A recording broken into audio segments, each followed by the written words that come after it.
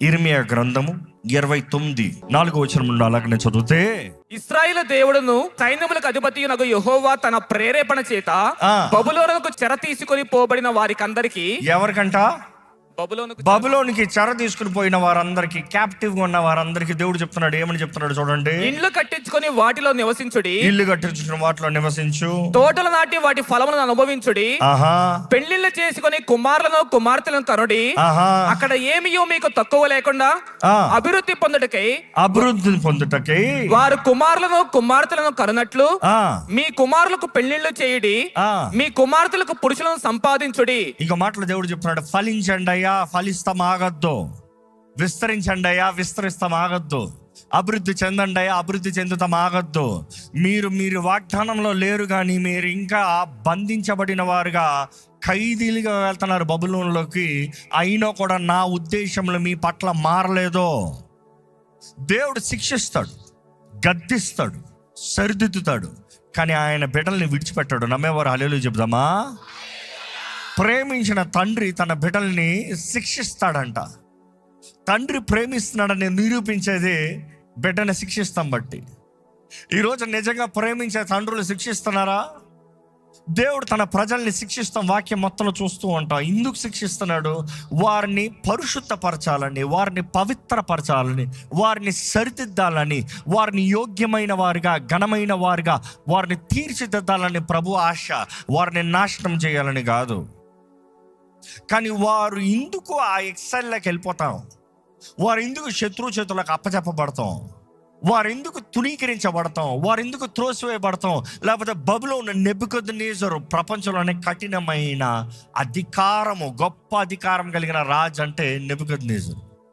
ముండోడు, అదే సమయంలో ఎంతో ధనవంతుడు, ఎంతో అధికారం కలిగిన వ్యక్తి, ప్రపంచాన్నే ఏలిన వ్యక్తి అని చూసినప్పుడు నెబుకద్నెజర్ రాజు చూస్తాం. అలాంటి నెబుకద్నెజర్ రాజు చేతుల్లోకి, కఠినమైన రాజు చేతుల్లోకి దేవుడు ఇశ్రాయేలుని అప్పచెప్పాడు. అప్పటికే ఇర్మియా వారికి పత్రిక రాస్తున్నాడు. ఇర్మియా యెరూషలేములో ఉన్నాడు. అక్కడ ప్రారంభంలో చూస్తే అధ్యాయంలో మనం చూస్తాం. ఆయన యెరూషలేములో నుండి ఇక తీసుకువెళ్ళబడిన వారికి రాస్తున్నాడంట. తీసుకుని వెళ్ళబడిన వారికి ఆయన రాస్తూ అంటున్నాడు, ఇదిగో దేవుడు సైన్యములకు అధిపతి అయిన యెహోవా మీ పట్ల ఇచ్చే వాకు, ఫలించండి అయ్యా, అభివృద్ధి చెందండి అయ్యా. మీరు ఆగిపోతానికి కాదు, మీరు తరిగిపోతానికి కాదు. అసలు వారు ఎందుకు ఆ రీతిగా బంధించబడి లేకపోతే ఖైదీలుగా పంపబడ్డారు అని చూస్తే 23వ వచనం చూడండి.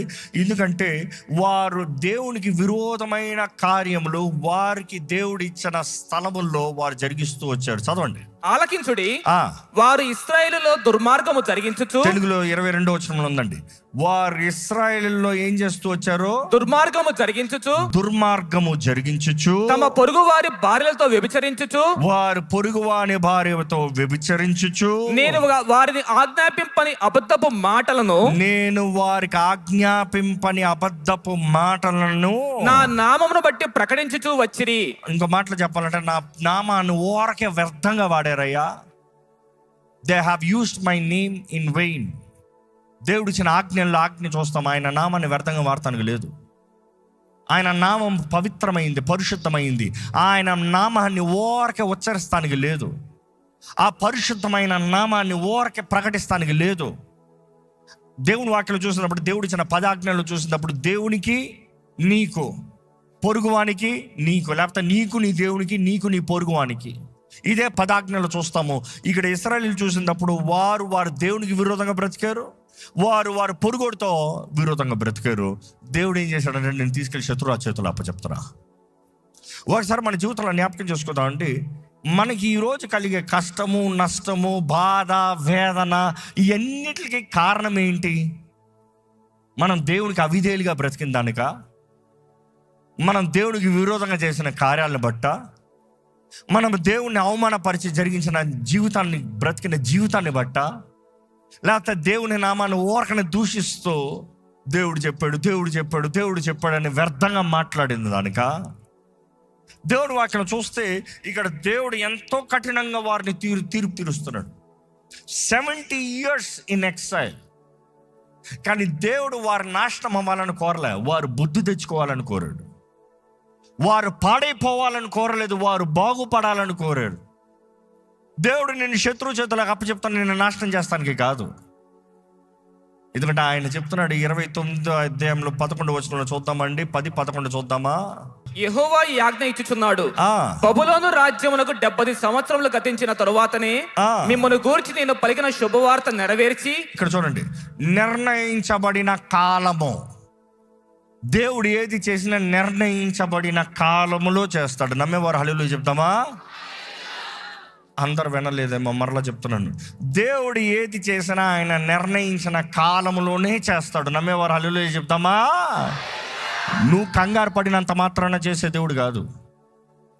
ఎప్పుడైనా సరే నీ కంగారు ఎక్కువ అయిందనుకో, తప్పుదారిలోకి తీసుకెళ్ళిపోతానికి కంగారు పాటు నిర్ణయాలు మనుషుడిని అనేక సార్లు తప్పుడు నిర్ణయాల్లోకి తీసుకెళ్ళిపోతాం.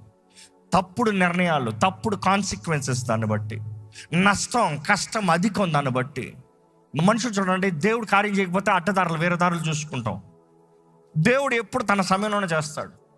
అసలు యేసుప్రభు తల్లి అయిన మరియ చూసినప్పుడు ద్రాక్షారసం అయిపోయిందన్న మాట యేసుప్రభు తీసుకొస్తే యేసుప్రభు ఏమంటున్నాడు?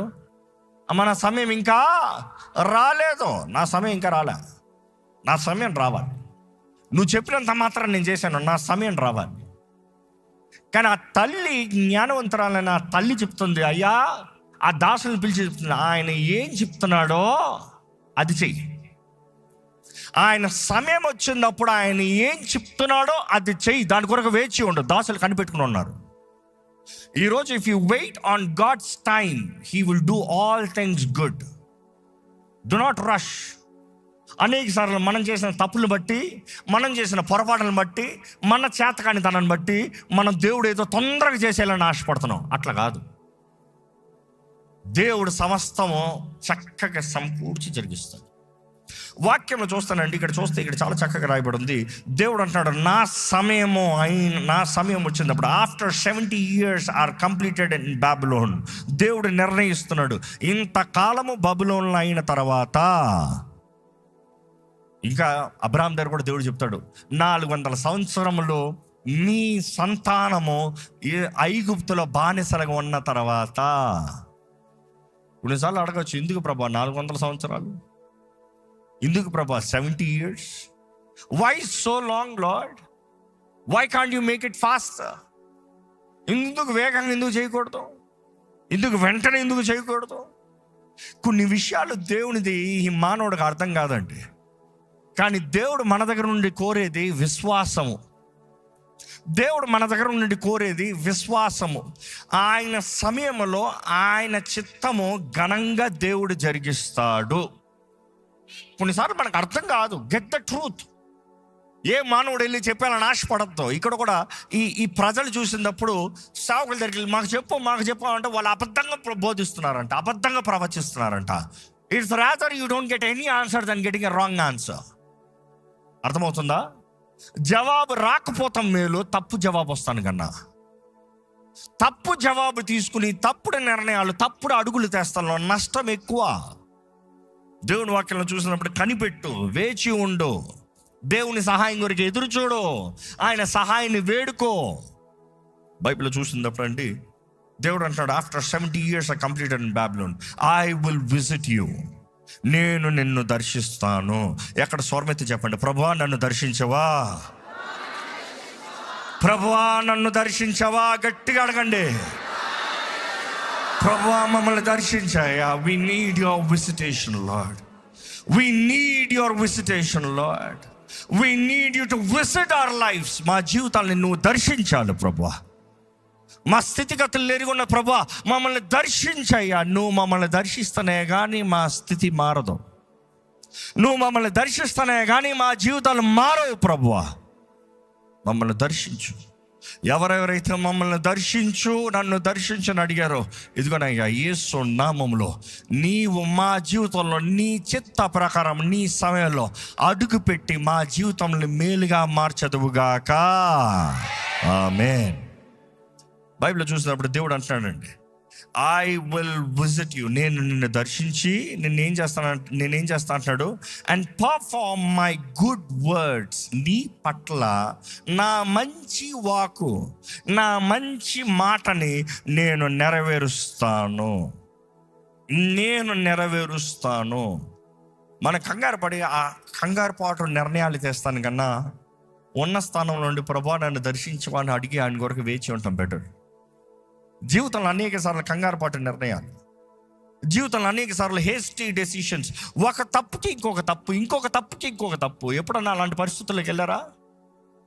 ఏదో కంగారు పడి మోసపోయి ఒక తప్పు చేస్తావు, ఆ తప్పుని సరిదిద్దామని కంగారు ఇంకో తప్పు చేస్తావు. ఎప్పుడన్నా జ్ఞాపకం చేసుకుంటావు, మనిషి ఒక తప్పు చేసిన వెంటనే తన మనస్సు కలవరమైపోవడంతో తన లాజిక్ సరిగా పనిచేయదంట. లాజిక్ చెప్పక కాదు, నీ ఎమోషన్ అనేది చాలా సెన్సిటివ్ ఉంటుంది కాబట్టి నీ లాజిక్ను ఓవర్ డామినేట్ చేస్తుందంట. అరే ఇది చేయకూడదంట, ఆహా నాకు ఇది అవ్వాలి, నాకు ఇది అయిపోవాలి, ఈ తప్పు సరైపోవాలి. ఇక్కడ ఎవరైనా ఆర్టిస్టులు ఉంటే తెలుసు, ఒక ఆర్ట్లో అంట ఒక మిస్టేక్ అయినప్పుడు కంగారు పడకూడదంట. కంగారు పడ్డా మొత్తం పెయింటింగ్ పాడైపోతుందంట. కంగారు పడకుండా ఆ మిస్టేక్ అయిన చోటన అట్లా పక్కన వదిలి మిగిలింది ముగించావు అనుకో, ఎప్పుడు అంటారు అట్లా వదిలి వెళ్ళి మరలా వచ్చి చూడు, మైండ్ ఫ్రెష్గా ఉంటుంది. మీకు అర్థమయ్యేలా చెప్తానమ్మా, వంట వండేటప్పుడు ఉప్పు సడన్గా ఎక్కువ అయిపోయింది, ఏం చేస్తారు? కొంతమంది చూడండి ఏం చేస్తారు, అది అది మొత్తానికి ఎందుకు పనికిరాదు అది. Sometimes you just need to wait. ఆగు ఏం చేద్దాం, కంగారు పడద్దు. We rush, we hastily do things. కొంతమంది చూడండి, కుర్రోళ్ళు హెల్మెట్ పెట్టుకోడు, పోలీసుని చూస్తాడు రోడ్లో, ఏం చేస్తాడు? వెంటనే బండిని అడ్డంగా తెప్పి ఇంకా వెళ్తాడు. అట్ట ఒక పోలీసు ఒక లాఠీ వేస్తాడు, ఈయన ఏం చేస్తాడు? మళ్ళా ఇటు తెప్పి ఇంకా అంటాడు. అడుగు చూడు, వెనకాలే ఒక పెట్రోల్ బండి వచ్చింది, ఏం చేస్తాడు? ఇంకా కంగారులో ఇంకా తప్పించుకుని తిరుగుతాం ఇలా మొత్తానికి పట్టబడ్డాడు. ఓరకు వదులుతాడు అంట పోలీసు.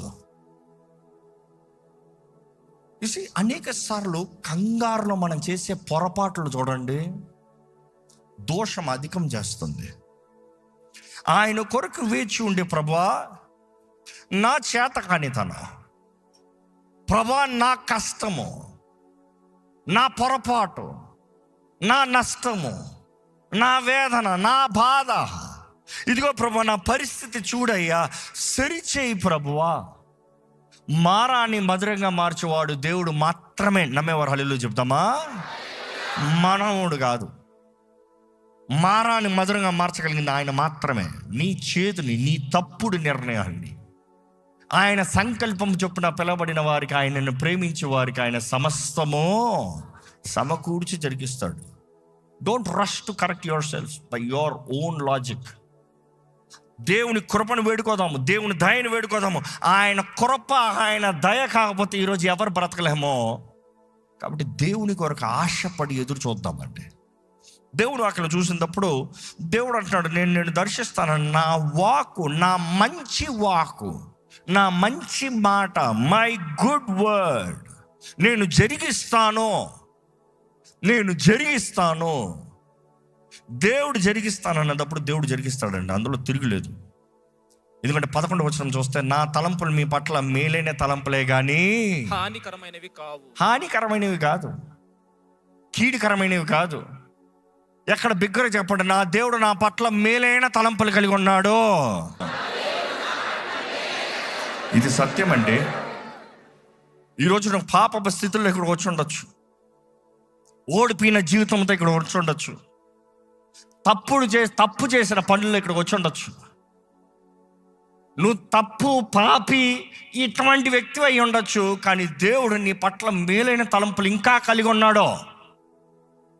నీ తప్పుని నువ్వు సరిదిద్దుకోవాలని, ఆయన పాప క్షమాపణ నువ్వు పొందుకోవాలని, నువ్వు ఆయన దగ్గర పశ్చాత్తాపడి ఆయన రక్తంలో నువ్వు కడగబడితే, ఇదిగో నీ జీవితంలో ఈ గొప్ప కార్యము దేవుడు జరిగించాలని తల్లి గర్భంలో నిన్ను రూపించిన దేవుడు ఒక ఉద్దేశముతో, ఒక సంకల్పముతో, ఒక ప్రణాళికతో దేవుడు నిన్ను కోరి ఆ వాగ్దానాలు నీ జీవితంలో నెరవేర్చాలని దేవుడు ఎంతో ఆశతో ఎదురు చూస్తున్నాడు. ఈరోజు దేవుని సన్నిధిలో ఉన్న మిమ్మల్ని చెప్తున్నానండి, మీరు చేయగలిగినంత మీ జీవితం ఆయన చేతులకు అప్పచెప్తాం. మీరు చేయగలిగినంత మీ స్థితిగతులను దేవుని చేతులకు అప్పచెప్తాం. మీరు చేయగలిగినంత మీ పొరపాటును ఆయన దగ్గర ఒప్పుకుని, ప్రభువా నన్ను బాగు చేయవా నన్ను అడుగుతాం. మీ సొంత శక్తితో, మీ సొంత తెలివితో, మీ సొంత జ్ఞానంతో మీ జీవితాన్ని మీరు చక్కబెట్టుకుందామంటే అది కేవలం నాశనం అవుతుంది, ఇంకా వ్యర్థంగానే పోతుంది. కానీ దేవుడు వాక్యలో చూసినప్పుడు దేవుడు అంటున్నాడు, నేను వస్తానయ్యా, నిర్ణయించిన కాలంలో నేను వస్తా, నిర్ణయించిన సమయంలో నీ దగ్గరకు వస్తా, నిన్ను బాగు చేస్తా, నీ పట్ల నా మేలైన తలంపులు నెరవేరుస్తా, నీ కొర పట్ల నా మంచి మాటను నెరవేరుస్తా. I will perform. దేవుడే జరిగిస్తానంటున్నాడు, నువ్వు కాదు జరిగించేది, మానవుడు కాదు జరిగించేది, దేవుడే జరిగిస్తానంటున్నాడు. నెక్స్ట్ ఏమంటున్నాడు చూడండి, నాకు మీ పట్ల కలిగి ఉన్న తలంపులు మేలైనవే కానీ హానికరమైనవి కాదు, సమాధానకరమైన తలంపులే కానీ కీడైనవి కాదు. Plans to give you hope, life, piece.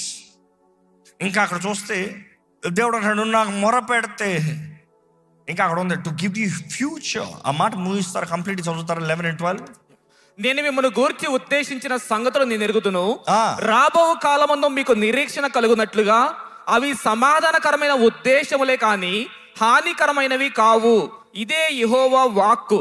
మీరు నాకు మొరపెట్టుదురేమి, మీరు నాకు ప్రార్థన చేయొచ్చు వత్తురేమి, నేను మీ మనవి ఆలకింతును.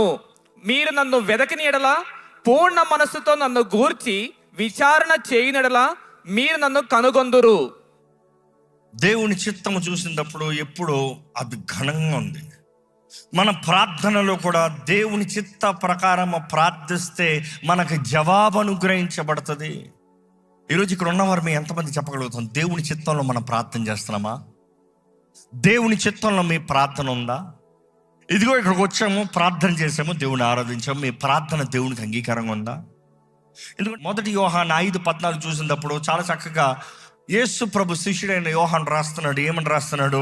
ఆయనను బట్టి మనకు కలిగిన ధైర్యం ఏదనగా, ఆయన చిత్తానుసారముగా మనం ఏది అడిగినను ఆయన మన మనవి ఆలకించునన్నదియే. ఆయన మన మనవి ఆలకించును. మా ఆయన చిత్తానుసారంగా మనం ఏది అడిగినా కూడా ఎక్కడ ఆయన ఆలకిస్తాడంట. ఎఫెసీయులకు రాసిన పత్రిక 5:17 ఒకసారి చూద్దామండి. ఎఫిషియన్స్ 5:17. మీరు అవివేకులు కాక ప్రభు యొక్క చిత్తం ఏమిటో గ్రహించుకొనుడి. ప్రభు యొక్క చిత్తం ఏంటో గ్రహించుకొనండి. దేవుని చిత్తం ఏంటో గ్రహించండి. ఈరోజు మేము మీ అందరికి ఒక సవాల్ అండి, దేవుని చిత్తం ఏంటో నీ జీవితంలో గ్రహించావా? దేవుని చిత్తం ఏంటో నీ జీవితంలో గ్రహించావా? యేసు నామములో నీకు ఏదైతే వాగ్దానం చేయబడిందో గ్రహించావా? ఒక విశ్వాసి కలిగి ఉండవలసిన విశ్వాసపు బ్రతుకు ఏంటో గ్రహించావా? ఈరోజు ఏంటి మన భయాలు ఏంటి, మన పిరికితనం ఏంటి, మన చేతకానితనం ఏంటి, మన పోరాటాలు ఏంటి, మన సతమతమయ్యే స్థితి ఏంటి, ఏంటది? దేవుడు చేస్తాడా అన్న ప్రశ్నతో వస్తున్నాడు దేవుని సన్నిధిలోకి. దేవునికి సమస్తము సాధ్యమే. అందరు చెప్పండి, దేవునికి సమస్తము. ఈరోజు ఇక్కడ ఉన్నవారు ఎలాంటి పరిస్థితుల్లో వచ్చున్నారు ప్రభు దగ్గరికి? ఏంటి జరగట్లేదు, ఇంకా అవ్వట్లేదు, ఇంకా కుదరట్లేదు, ఇంకా దేవుడు నన్ను విడిచిపెట్టేశాడేమో, దేవుడు నన్ను మర్చిపోయాడేమో. ఇది నీకు దేవునికి మధ్య పాపం ఉందంటే ఒప్పుకోండి. లేదు, నేను పాపం లేదు, నా మధ్య నేను దేవునితో సరిగా ఉన్నాడు, దేవుడు నిన్ను పరీక్షిస్తాడన్న అర్థం. ఎదురు చూడు గొప్ప దేవుని వరకు. పరీక్షలో అలగద్దు, పరీక్షలో సనగద్దు, పరీక్షలో ఓర్పు కలిగి ఉండు. పరీక్షలో ఆయన్ని పట్టుకో. దేవా నువ్వు నమ్మదగిన దేవుడివి, నిన్ను పట్టుకుని జీవిస్తా. దేవా నువ్వు నమ్మదగిన దేవుడివి, నీ కార్యములను నువ్వు జరిగిస్తావు. నీ సమయంలో నేను ఎదురు చూస్తా, నేను నిలిచి ఉండి చూస్తా, నీ చిత్తం ఏదో తెలుసుకుంటాను, నీ చిత్త ప్రకారం నేను బ్రతుకుతాను అని సమర్పించుకుందాం. దయచేసి తలలోంచి ఉంచుతామండి. తలలోంచి కొద్దిసేపు మనం ప్రార్థన చేయబోతున్నాము, మనఃపూర్వకంగా ప్రార్థన చేయబోతున్నాము. మనసులో కలవరపడవద్దు, అటు ఇటు నీ మనసు పోనవద్దు. కొద్ది నిమిషాలు దేవుని సన్నిధిలో తగ్గించుకుంటూ, ప్రభువా నా జీవితంలో కార్యము జరిగించవా, నా జీవితంలో సహాయం అనుగ్రహించవా, నా జీవితాన్ని లేపవా, నాకు కావలసిన సహాయము నీ శక్తిని కనబరచవా. మేలు చేస్తానికి ఆశపడే దేవుడు అండి. నీ జీవితంలో మేలు చేస్తానికి ప్రభు ఎంతో ఆశ కలిగి ఉన్నాడు. ప్రభు ఎంతో ఆశ కలిగి ఉన్నాడు. నువ్వు ఉన్నది అపవాది అధికారంలో ఉన్నావు అనుకుంటున్నావేమో. దేవునికి అధికారం మించిన అధికారం ఏది లేదు. దేవుని బిడ్డలను అపవాదిని ఏళ్తానికి ఆ దేవుడు అనుమతించాడంటే అది నీ అవిధేయతేమో, లేకపోతే ఏదో దోషమేమో. కానీ ప్రభు కృప కనికరములు కలిగిన దేవుడు ఈరోజు తన బిడ్డల్ని బలపరిచి ఆదుకుని లేవనెత్తి ఆయన మహిమాత్మై నిలబెట్టి ఆయన వాగ్దానాలన్నీ నెరవేర్చి ఆయన చిత్తము జరిగించాలని ఆశపడుతున్నాడండి. దేవుడు మేలు చేయాలని ఆశపడుతున్నాడు. నిన్ను బలపరచాలని ఆశపడుతున్నాడు. అడగండి, ప్రభువా నా జీవితంలో నీ కార్యము జరిగించవా? ప్రభువా నా జీవితంలో నీ సహాయాన్ని అందించవా? ప్రభువా నీ మేలు నా జీవితంలో కనబరచవా? ప్రభువా నీ శక్తిని నాకు అనుగ్రహించు. ప్రభువా నీ విడుదలను నాకు అనుగ్రహించు. ప్రభువా నీ ఆదరణ నాకు అనుగ్రహించయ్యా. నీ స్వస్థతను నాకు అనుగ్రహించయ్యా. నువ్వు మేలు చేసే దేవుడు అని నమ్ముతున్నానయ్యా. నువ్వు మేలే చేస్తావయ్యా. నువ్వు మేలు చేస్తావయ్యా. నిన్ను నమ్మిన వారిని నువ్వు విడిచిపెట్టావు. నువ్వు ఎంత మాత్రము విడిచిపెట్టావు. ప్రభా ఆదుకో, బలపరచు. నిన్ను నమ్మిన దేవుడు నువ్వు గొప్ప దేవుడు నమ్ముతున్నాను. నీవే కార్యం జరిగించు ప్రభా. కార్యం జరిగించయ్యా. నీ విడుదలను అనుగ్రహించు ప్రభా. నీ శక్తిని అనుగ్రహించు ప్రభా. నీ సన్నిధి సహాయాన్ని అనుగ్రహించు ప్రభా. దేవుని దగ్గరకు వచ్చేటప్పుడు మనం ధైర్యంగా రావాలి. This is the confidence that we have. This is the confidence that we have in approaching God. ఆయన చిత్తములో మనం ఏదైతే అడుగుతామో అది ఆయన మనకు అనుగ్రహిస్తాడట. ఆయన చిత్తములో మనం అడిగిన ప్రతి దానికి దేవుడు మనల్ని మనకు అనుగ్రహించే దేవుడు అండి. ప్రభా నీ సహాయం నాకు అనుగ్రహించు. నీ మేలు నాకు జరిగించు ప్రభా. నా జీవితంలో కావాల్సిన విడుదల దయచేయి, స్వతంత్రత దయచేయి, స్వేచ్ఛ దయచేయి, ధైర్యము దయచేయి, ఆదరణ దయచేయి. సహాయం చేయి ప్రభువా. సహాయం చేయి ప్రభువా. అడగండి, యేసయ్య నాకు సహాయం చేయి. నా జీవితంలో కావాల్సిన సహాయం దయచేయి. నా కుటుంబంలో కావాల్సిన సహాయం దయచేయి. నీ కొరకు ఎదురు చూస్తున్నానయ్యా. నీ వైపే నా కళ్ళు ఎత్తి చూపిస్తున్నానయ్యా. నీ వైపే నేను చూస్తున్నాను. నా చూపు నీ వైపే. నీ సహాయం కొరకు ఎదురు చూస్తున్నాను. నీ శక్తి కొరకు ఎదురు చూస్తున్నాను. నీ ప్రోత్సాహం కొరకు ఎదురు చూస్తున్నాను. నీ ధైర్యం కొరకు ఎదురు చూస్తున్నాను. నన్ను బలపరచు, నన్ను ధైర్యపరచయ్యా.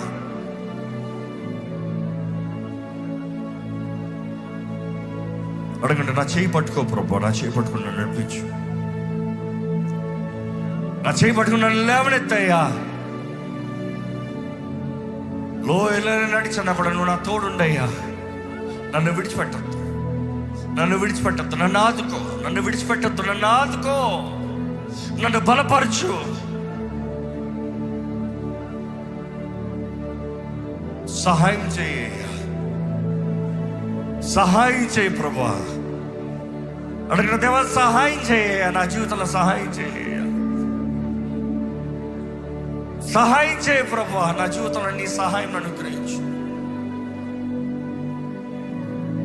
నీవే నీవే మేలు చేయగలిగిన వాడు నీవు మాత్రమే.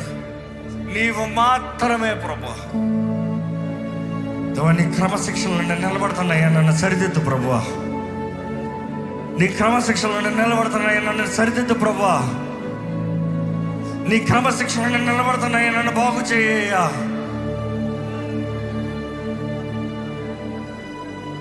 నేను అనుకుంది జరగకపోయినా కూడా, నేను అనుకుంది నెరవేరకపోయినా నేను నమ్ముతున్నానయ్యా.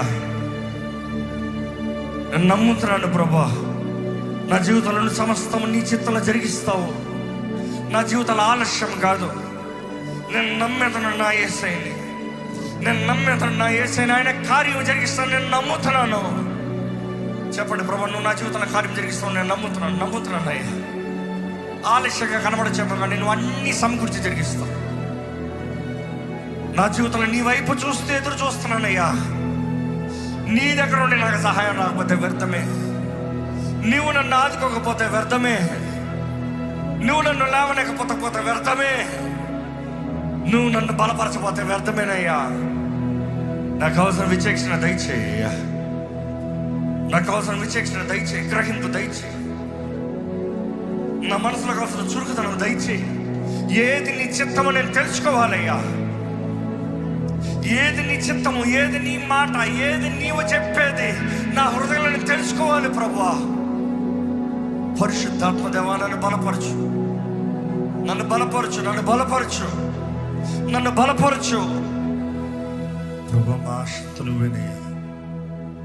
ఎందుకంటే మమ్మల్ని ఆదుకున్న దేవుడు నీవే, మాకు సహాయం అందించే దేవుడు నీవే, మా పోరాటంలో మాకు జయం నుంచి మా తలని పైకెత్తే దేవుడు నీవే, మా స్థితిగతులను మార్చి మమ్మల్ని హెచ్చించి బలపరిచే దేవుడు నీవేనయ్యా. ఈరోజు నీ సన్నిధిలో ఉన్న ప్రతి ఒక్కరు చూడవా, ప్రతి ఒక్కరిని దర్శించవా, ప్రతి ఒక్కరికి కావాల్సిన సహాయం అందించవా. ఏ స్థితిలో నీ సన్నిధిలో ఆశతో చూన్నారో నువ్వు చూడు ప్రభా.